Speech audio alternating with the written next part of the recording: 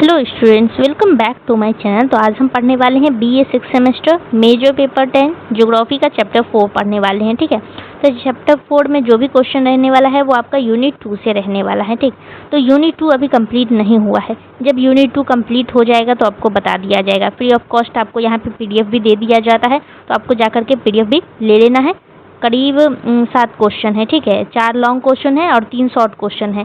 तो 7 क्वेश्चन ही है, ज़्यादा बड़ा है नहीं, ज़्यादा क्वेश्चन है नहीं, तो आपको अभी ही पढ़ करके इसको कंप्लीट कर लेना है। तो चलिए हम क्लास को शुरू करते हैं और अपने दोस्तों के साथ थोड़ा सा बस शेयर कर देना है। क्लास हेल्पफुल लगे आपको तो थोड़ा सा बस शेयर कर देना है। पहला क्वेश्चन आपसे पूछा गया है, ये लॉन्ग क्वेश्चन है। ठीक, तो भूगोल के विकास में रोमन विद्वानों के योगदान का परीक्षण कीजिए। Examine the contribution of Roman scholar in the development of geography.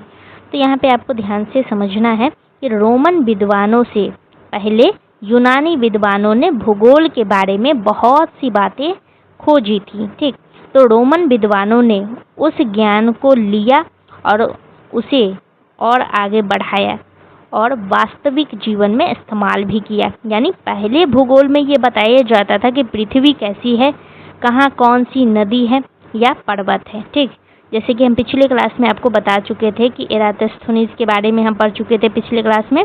तो वहाँ पे एक चीज़ छूट गया था, वहाँ पे आपको एक इमेज देना था मानचित्र से रिलेटेड। ठीक है, तो मानचित्र आपको दिखाना था जो कि छूट गया था वहाँ पे, तो वो हम आपको इसी क्लास में दिखा देंगे, पिछले क्लास का भी। ठीक, सारा मानचित्र हम आपको दिखाएंगे कि किस तरीके का मानचित्र बनाया जाता था। ठीक है, तो आज आपको देख करके सारा समझ लेना है। तो चलिए आगे। हाँ, तो इसका कहने का मतलब यही था कि यानी पहले भूगोल में ये बताया जाता था कि पृथ्वी कैसी है, कहाँ कौन सी नदी है या पर्वत है, ये सब पहले भूगोल में बताया जाता था। तो रोमन लोगों ने आगे ये सोचा कि इस नदी से यात्रा कैसी होगी।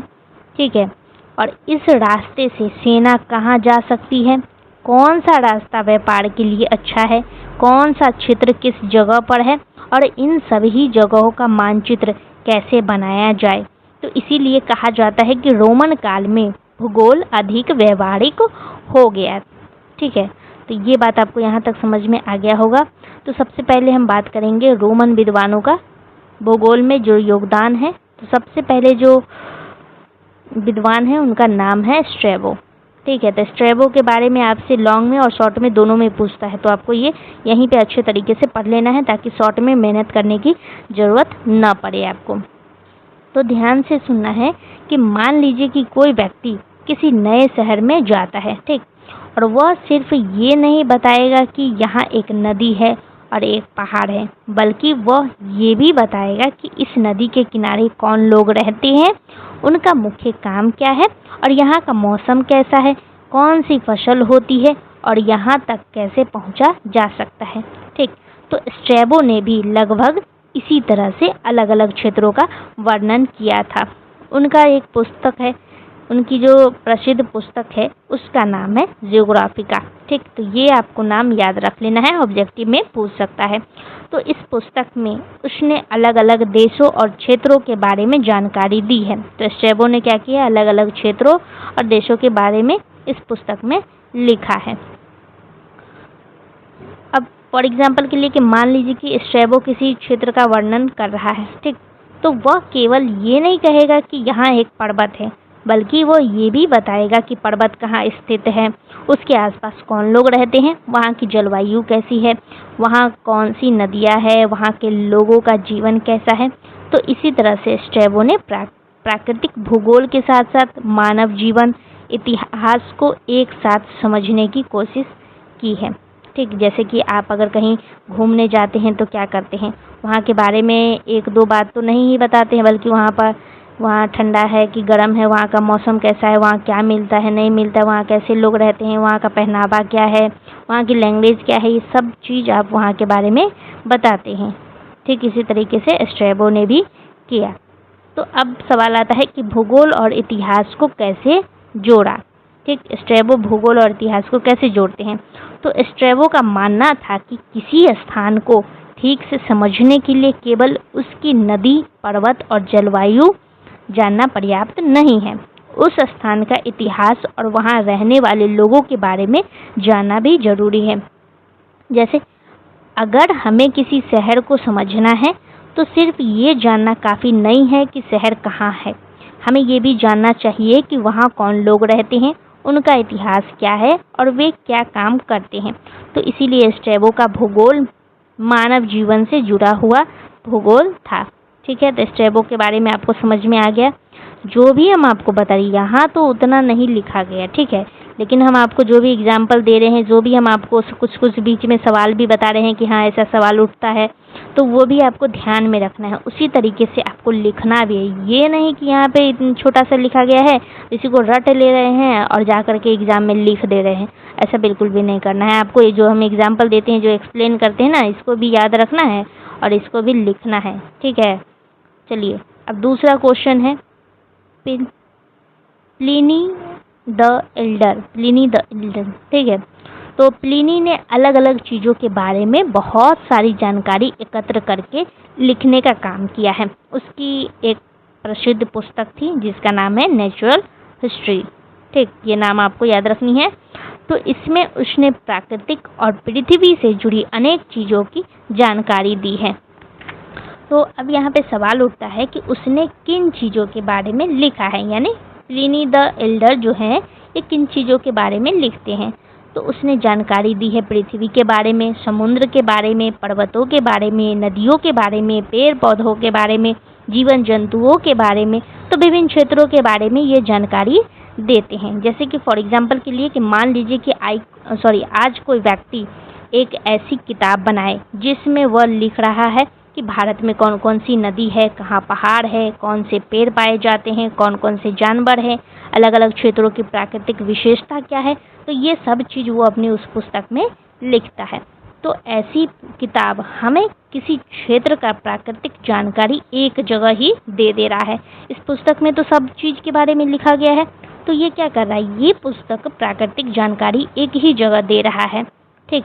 तो प्लिनी ने प्राचीन समय में लगभग इसी प्रकार से प्राकृतिक और भौगोलिक जानकारी को एकत्र किया पहले, ठीक है, पहले ये जानकारी को इकट्ठा करते हैं, ठीक, इकट्ठा करके सुरक्षित रखने का काम किए। तो ये आपको प्लिनी के बारे में याद रखना है। अब हम बात करेंगे टॉलेमी के बारे में। टॉलेमी के बारे में भी हम पहले पढ़ चुके हैं, फिर भी हम आपको यहाँ पे बताते हैं टॉलेमी के बारे में। टॉलेमी रोमन काल के सबसे महत्वपूर्ण भूगोलवेत्ताओं में से एक था, ठीक। उसका सबसे बड़ा योगदान था कि उसने किसी स्थान की सही स्थिति बताने के लिए अक्षांश और देशांतर का प्रयोग किया, ठीक है। जैसे कि पिछले क्लास में तो हम आपको अक्षांश देशांतर के बारे में तो बहुत बार पढ़ा चुके हैं, ठीक। आई होप कि आपको यहाँ पे अच्छे तरीके से याद होगा। जो रेगुलर स्टूडेंट्स है, जो क्लास को अटेंड कर रहे हैं रेगुलर, आई होप आपको अच्छे तरीके से याद होगा इसके बारे में, ठीक है। तो मान लीजिए कि आपको किसी दोस्त का घर ढूंढना है, ये वाला एग्जाम्पल हम आपको दिए थे ना, ठीक है, तो आपको ये याद रखना है। अक्षांश क्या है, अक्षांश से हमें पता चलता है कि कोई स्थान भूमध्य रेखा से कितना उत्तर या दक्षिण में है। और देशांतर का क्या मतलब है, देशांतर क्या है, देशांतर से पता चलता है कि कोई स्थान पूर्व या पश्चिम दिशा में कितना दूर है। तो इसीलिए अक्षांश और देशांतर को आप पृथ्वी का एड्रेस सिस्टम कह सकते हैं, समझ सकते हैं आप इसको कि एड्रेस सिस्टम है। तो टॉलेमी की पुस्तक का नाम क्या था, जियोग्राफिया इनके पुस्तक का नाम था, ठीक। तो इसमें उसने बहुत से स्थानों के निर्देशांक दिए हैं, यानी कोऑर्डिनेट्स दिए हैं। तो इसके कारण बाद में मानचित्र बनाना अधिक व्यवस्थित और वैज्ञानिक हो गया था, ठीक है। इसी के हेल्प से मानचित्र बनाया जाता था अक्षांश और देशांतर की मदद से। अब अगला है पोम्पोनियस मेला। पोम्पोनियस मेला नाम भी बहुत अजीब है। तो अब हम समझेंगे इसके बारे में। तो उसने डी क्लोरोफिया नाम की पुस्तक लिखी। पोम्पोनियस मेला क्या करते हैं, ये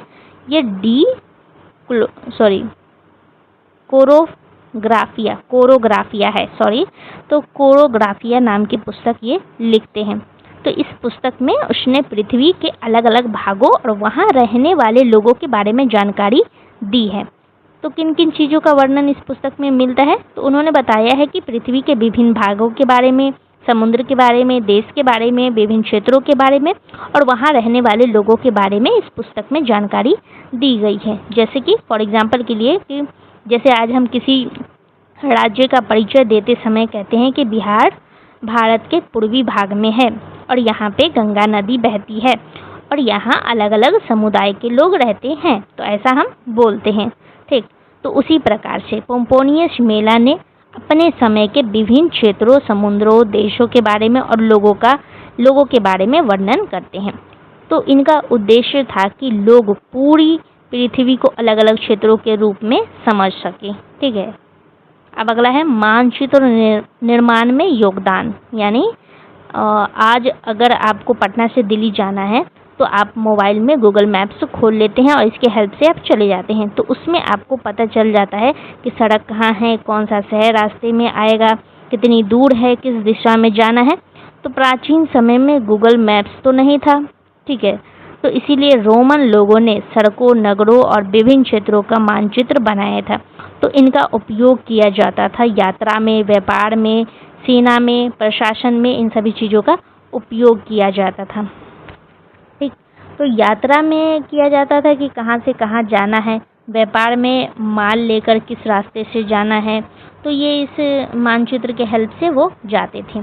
सेना में भी किया जाता था और प्रशासन में भी। ठीक, तो इसीलिए रोमन लोगों के लिए मानचित्र केवल पढ़ने की चीज़ नहीं थी बल्कि काम करने का साधन भी था।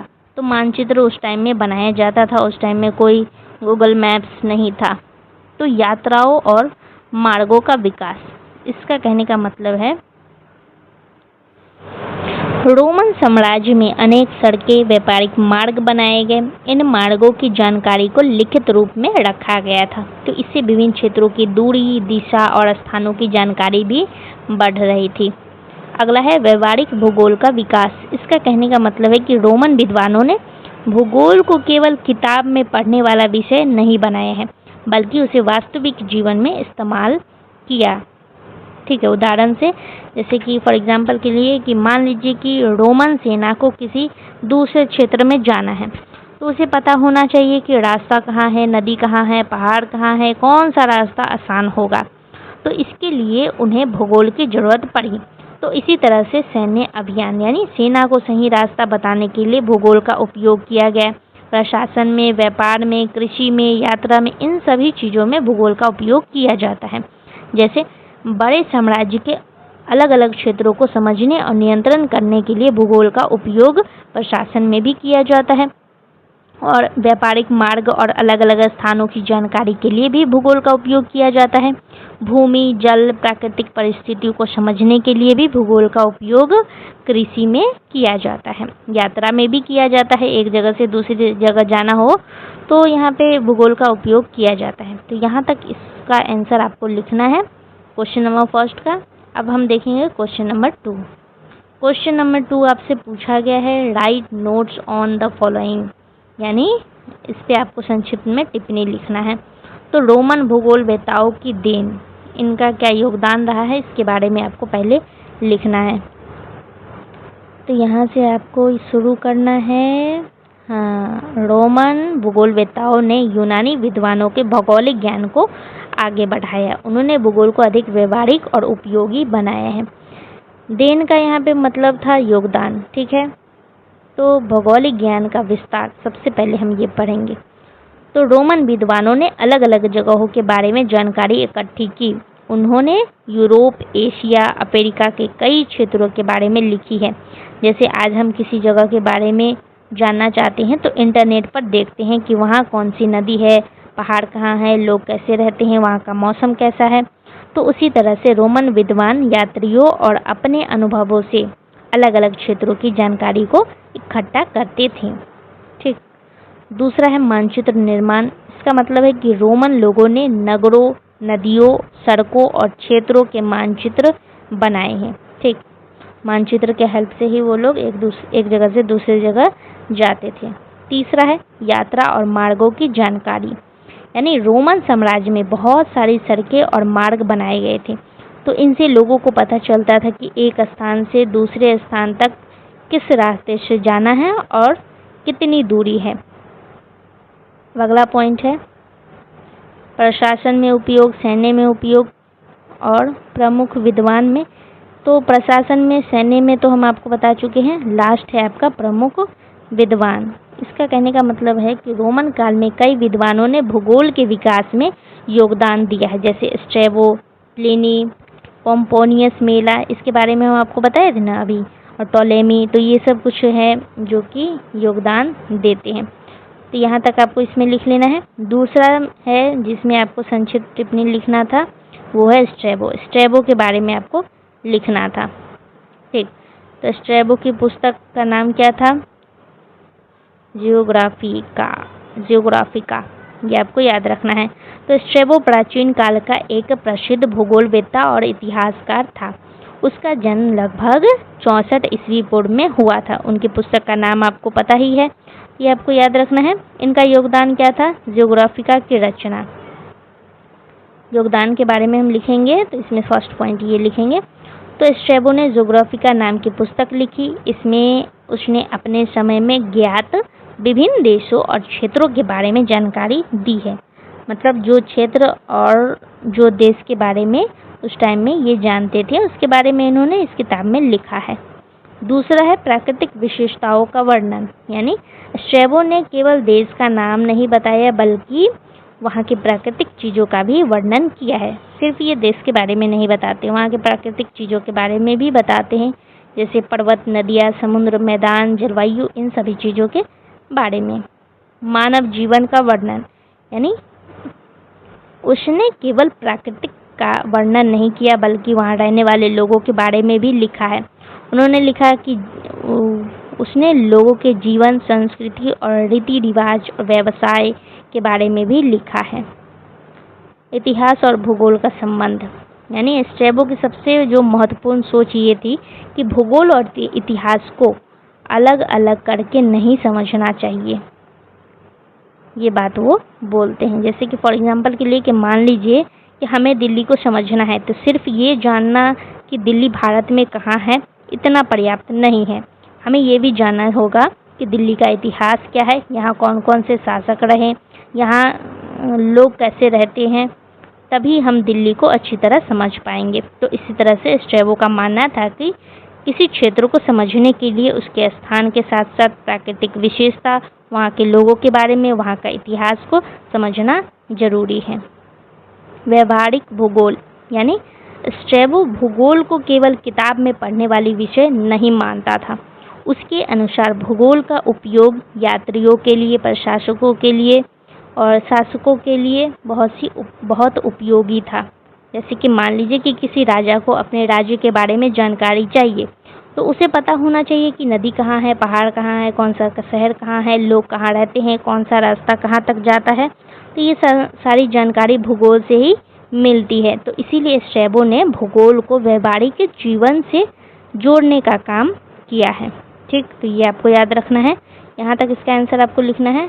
अभी हम आगे बढ़ते हैं। Question number 3, briefly describe the contribution of Roman scholar in the development of geography. वही बात आपको यहाँ भी लिखना है। रोमन विद्वानों का क्या योगदान रहा है? भौगोलिक ज्ञान का विस्तार। सबसे पहले हम ये समझेंगे कि भौगोलिक ज्ञान का विस्तार। रोमन विद्वानों ने अलग अलग क्षेत्रों के बारे में जानकारी इकट्ठी की। उन्होंने यूरोप, एशिया, अफ्रीका के कई क्षेत्रों का अध्ययन किया है। जैसे आज हम किसी नए राज्य के बारे में जानकारी इकट्ठी करते हैं कि वहाँ कौन सी नदियाँ है, पर्वत कहाँ है, लोग कैसे रहते हैं वहाँ पे, वहाँ का मौसम कैसा है। तो उसी प्रकार से रोमन विद्वानों ने अलग अलग क्षेत्रों की जानकारी इकट्ठी की और इससे दुनिया के बारे में भौगोलिक ज्ञान बढ़ा। मानचित्र निर्माण, ये तो हम आपको समझा चुके हैं। सड़कों और मार्गों का विकास, ये भी समझा चुके हैं। स्ट्रैबो का योगदान, प्लिनी का योगदान, ये भी हो चुका है। ये सब टोलेमी का और व्यवहारिक भूगोल, ये तो हम अभी आपको तुरंत ही समझाएं। तो यही सब चीज़ें आपको ये कुछ 7-8 पॉइंट लिखना है। ठीक, यहाँ तक लिख देना है लास्ट में। अब क्वेश्चन नंबर 4 पूछा गया है, स्ट्रैबो के बारे में ही पूछा गया है। देख लीजिए स्ट्रैबो से कितना सारा क्वेश्चन पूछा गया है, तो मे बी कि एग्जाम में कुछ एक आध क्वेश्चन तो आ ही जाएगा इससे। तो discuss the contribution made by Strabo to geographical knowledge. तो स्ट्रैबो की प्रमुख योगदान क्या है, यहाँ पे हम आपको दिखाते हैं। इनका योगदान। सबसे पहला सवाल कि स्ट्रैबो कौन था? तो ये आपको याद रखना है कि स्ट्रैबो प्राचीन काल का प्रसिद्ध भूगोलवेत्ता और इतिहासकार था। उसका जन्म लगभग 64 ईसा पूर्व में हुआ था। उनकी पुस्तक का नाम था ज्योग्राफिका। ठीक है, उसने अपने समय में उपलब्ध अलग अलग लोगों और यात्रियों की भौगोलिक जानकारी को इकट्ठा किया और उसे एक व्यवस्थित रूप में लिखा भी है। ठीक है, पहला पॉइंट आपको यहाँ पे लिखना है, ज्योग्राफिका की रचना करते हैं वो। स्ट्रैबो ने ज्योग्राफिका नाम की पुस्तक लिखी और ये 17 पुस्तकों में थी। ठीक है, 17 पुस्तकों में ये थी। तो इसमें उसने उस समय ज्ञात दुनिया के अलग अलग क्षेत्रों का वर्णन किया है। यानी वो इस पुस्तक में अलग अलग क्षेत्रों के बारे में लिखते हैं जो कि उस टाइम में उनको पता था उन क्षेत्रों के बारे में। विभिन्न देशों का वर्णन भी करते हैं वो। स्ट्रैबो ने यूरोप, एशिया और अमेरिका के अनेक देशों और क्षेत्रों के बारे में जानकारी दी है। प्राकृतिक विशेषताओं का वर्णन, यानी स्ट्रैबो ने केवल देशों का नाम ही नहीं बताया है बल्कि वहाँ की प्राकृतिक चीज़ों का भी वर्णन किया है, जैसे पर्वत, नदियों, समुद्र, मैदानों और जलवायु के बारे में भी वो बताते हैं। मानव जीवन का अध्ययन, यानी उसने केवल प्राकृतिक का अध्ययन नहीं किया बल्कि वहाँ रहने वाले लोगों के बारे में भी लिखा है कि उसने लोगों के जीवन, संस्कृति, रीति रिवाज और व्यवसाय के बारे में भी जानकारी दी है। तो ये सभी चीज़ों के बारे में जानकारी स्ट्रैबो देते हैं। इतिहास और भूगोल का संबंध ये हो चुका। व्यवहारिक भूगोल पर जोर, इसका कहने का क्या मतलब है? इसका कहने का मतलब है कि स्ट्रैबो भूगोल को केवल किताब में पढ़ने वाले विषयों तक नहीं मानता है। उसके अनुसार भूगोल का उपयोग वास्तविक जीवन में भी होना चाहिए, यानी रियल लाइफ में भी होना चाहिए। तो भूगोल किसके लिए उपयोगी था? तो यात्रियों के लिए, शासकों के लिए, प्रशासकों के लिए, सैनिकों के लिए उपयोगी था। तो ये सभी लोग भूगोल का उपयोग करते थे। अगला है पॉइंट नंबर 7 कि पृथ्वी के विभिन्न क्षेत्रों की जानकारी, यानी स्ट्रैबो ने अलग अलग क्षेत्रों की प्राकृतिक और मानवीय विशेषताओं को एक साथ बताया। यानी उसने किसी जगह के बारे में केवल ये नहीं बताया कि वहाँ नदी या पर्वत है, ठीक, तो उसने ये भी बताया कि वहाँ के लोग कैसे रहते हैं, उनका व्यवसाय क्या है, उनकी संस्कृति कैसी है। इस सब चीज़ों के बारे में भी वो बताते हैं। अगला है पुराने ज्ञान का संरक्षण, यानी स्ट्रैबो से पहले भी कई विद्वान और यात्री अलग अलग क्षेत्रों के बारे में जानकारी दे चुके थे। तो स्ट्रैबो ने उनमें से बहुत सी जानकारी को इकट्ठा करके अपने कार्यों में शामिल किया। तो इसका फ़ायदा क्या हुआ? तो इसका फ़ायदा ये हुआ कि अगर पुरानी जानकारी केवल अलग अलग लोगों के पास रहती तो समय के साथ वह खो सकती थी। इसीलिए स्ट्रैबो ने उसे लिखित रूप में प्रस्तुत किया।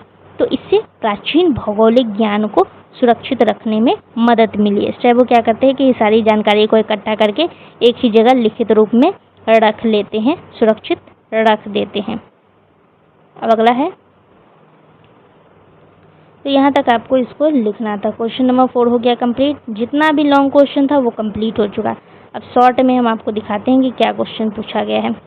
शॉर्ट में आपसे यहाँ पे पूछा गया है, फिर से क्वेश्चन पूछ लिया गया है, give a brief introduction to Roman ज्योग्राफिया। ठीक, तो रोमन के बारे में, तो इसमें आपको स्ट्रैबो के बारे में, प्लिनी के बारे में, पोम्पोनियस मेला, टोलेमी, ठीक है, इन सभी के बारे में आपको डिटेल में लिखना है। ठीक, यहाँ पे तो आपको छोटा सा दिख रहा होगा बट आपको एग्जाम्पल इसमें डालना है। जितना भी हम आपको एग्जाम्पल बताए हैं, प्लीज़ जितने भी स्टूडेंट्स इस क्लास को अटेंड कर रहे हैं, आपसे एक ही विनती है कि जो भी क्वेश्चन का आंसर आप लिख रहे हैं, एग्जाम्पल आपको ज़रूर डालना है। ठीक,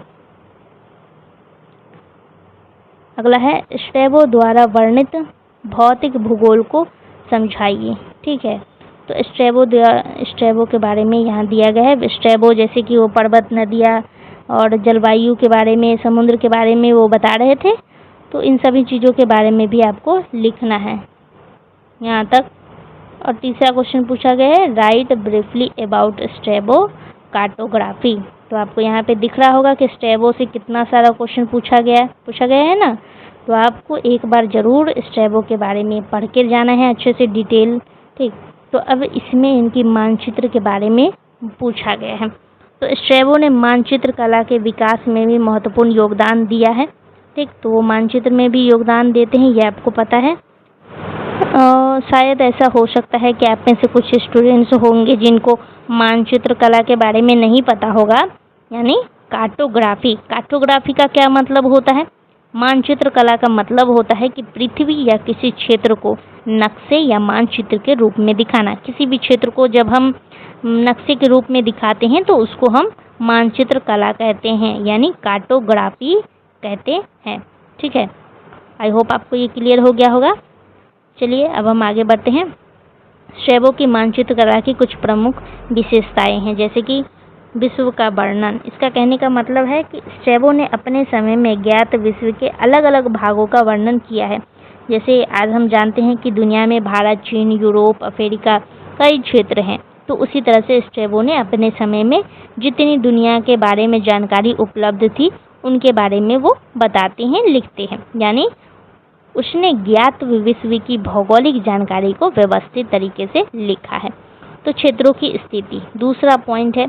स्ट्रैबो ने क्या किया कि स्ट्रैबो ने अलग अलग चीज़ों की स्थिति समझाने का प्रयास किया, जैसे देश कहाँ है, नगर कहाँ है, नदी कहाँ है, पर्वत कहाँ है, समुद्र कहाँ है, इन सभी चीज़ों के बारे में वो जानकारी देते हैं।